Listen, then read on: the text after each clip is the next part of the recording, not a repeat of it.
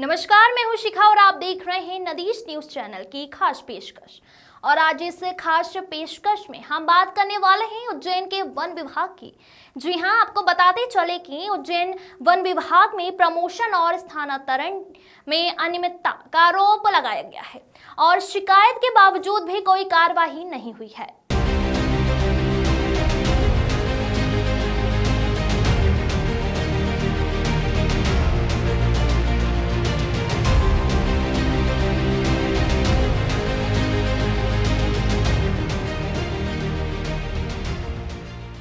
Ujjain one विभाग में promotion और स्थानांतरण को लेकर गंभीर अनियमितताओं के आरोप सामने आए हैं। वन रक्षक अनिल सेन, जोगेंद्र जाटव और अन्य कर्मचारियों पर प्रमोशन के नियमों का उल्लंघन करने और उच्च अधिकारियों द्वारा जानबूझकर कार्यवाही न करने के आरोप लगे हैं।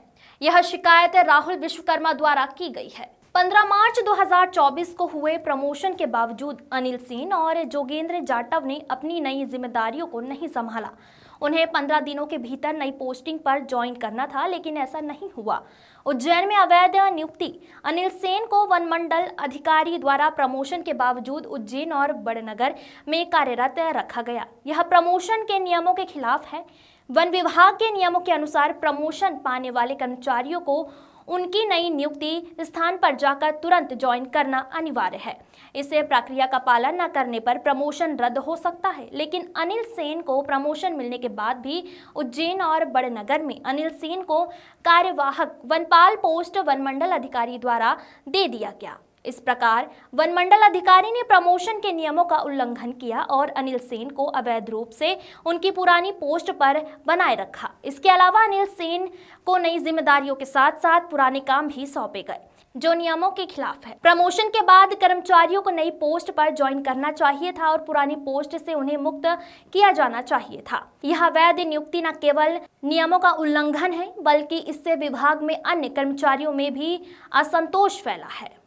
महाकाल संस्कृति वन परियोजना के प्रभारी अनिल सेन पर गंभीर आरोप लगे हैं कि वो अपने उच्च अधिकारियों को बड़ी कमीशन देकर और परियोजना की राशि अपने परिजनों के खातों में ट्रांसफर कर रहे हैं। महाकाल संस्कृति वन परियोजना, जिसकी लागत 13 करोड़ रुपए है, उज्जैन वन विभाग की एक महत्वपूर्ण परियोजना है।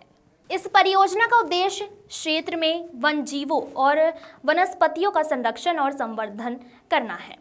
परियोजना की शुरुआत से ही अनिल सेन इन परियोजना के प्रभारी रहे हैं। आरोप है कि अनिल सेन ने परियोजना के फंड में बड़े पैमाने पर वित्तीय अनियमितताएं की हैं। उन पर आरोप है कि वो अपने उच्च अधिकारियों को कमीशन देकर परियोजना की राशि एक बड़ा हिस्सा अपने परिजनों के खातों में ट्रांसफर कर रहे हैं। इसका परिणाम स्वरूप परियोजना के लिए आवंटित धन का सही तरीके से उपयोग नहीं हो रहा है और परियोजना का उद्देश्य प्रभावित हो रहा है। आरोपों के अनुसार अनिल सेन ने अपनी स्थिति का दुरुपयोग करते हुए उच्च अधिकारियों को बड़ी कमीशन देकर उनकी सहमति प्राप्त की है। इसके तहत उन्होंने परियोजना की राशि को अपने जान पहचान के सदस्यों के खातों में ट्रांसफर किया है।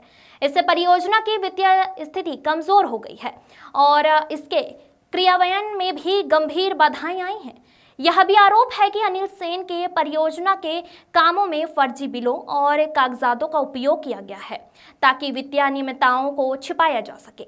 इसके अलावा परियोजना के तहत हो रहे कार्यों की गुणवत्ता में भी कमी आई है, जिससे स्थानीय पर्यावरण और वन जीवों पर प्रतिकूल प्रभाव पड़ा है।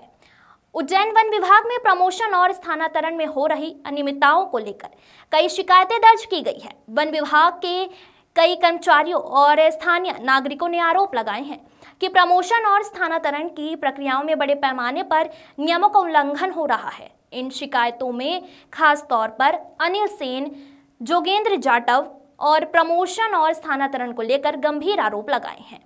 इन शिकायतों में खास तौर पर अनिल सेन, जोगेंद्र जाटव के प्रमोशन और स्थानांतरण को लेकर गंभीर आरोप लगाए हैं। राहुल विश्वकर्मा द्वारा दिनांक 13 जून 2024 को मुख्य वन रक्षक उज्जैन को एक शिकायत पत्र भेजा गया। इस शिकायत में उन्होंने अनिल सेन, जोगेंद्र जाटव और मोहन अकोदिया के प्रमोशन और स्थानांतरण की प्रक्रिया में गंभीर अनियमितताओं की ओर ध्यान आकर्षित कराया था।